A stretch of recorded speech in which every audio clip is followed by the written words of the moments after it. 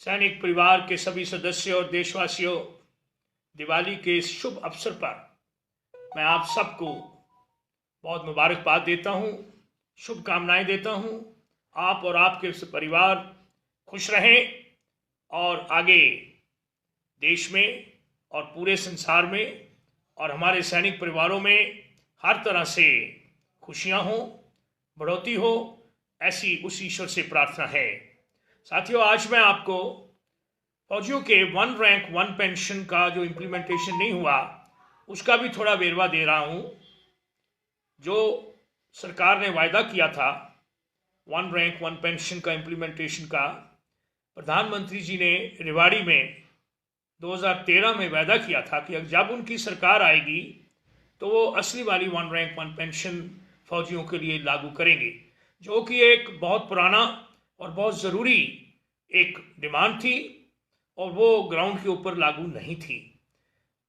जो नए वाले जो सैनिक थे और पुराने सैनिकों में पेंशन में बहुत अंतर था। तो साथियों, सरकार ने असली वाली 1 रैंक 1 पेंशन लागू नहीं करी।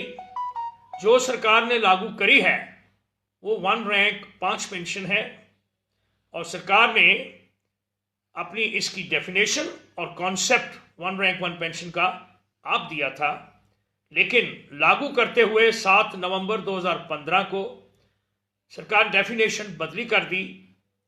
जो डेफिनेशन इसकी असली थी कि जो सैनिक रिटायर होते हैं, अगर उनका रैंक 1 है और टोटल ईयर्स ऑफ सर्विस 1 है तो उनको एक जैसी पेंशन मिलेगी, रिटायरमेंट कभी भी हुई हो।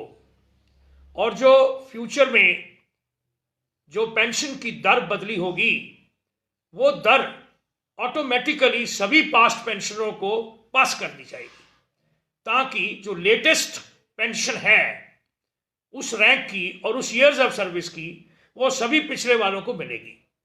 अभी सरकार ने जब लागू किया, जो डेफिनेशन बदली करी, जिस automatically passing to old pass pensioners, उन्होंने उसको पीरियोडिक इंटरवल पे चेंज करने के लिए कर दिया और ये पीरियोडिक इंटरवल 5 साल फिक्स कर दिया।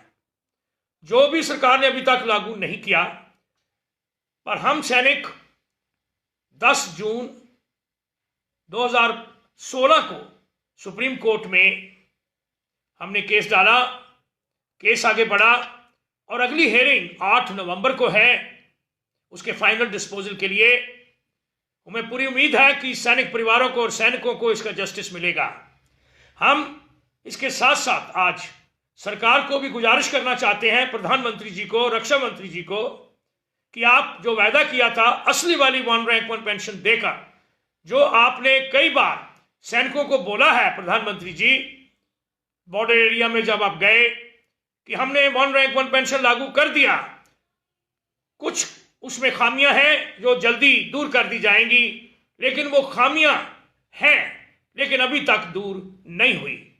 मैं एक बार फिर प्रधानमंत्री जी से गुजारिश करूंगा कि असली वाली 1 रैंक 1 पेंशन लागू करें, ताकि आने वाला जो हमारा नौजवान यूथ है वो डिफेंस सर्विसेज के लिए अपने आप को वॉलंटियर कर सके।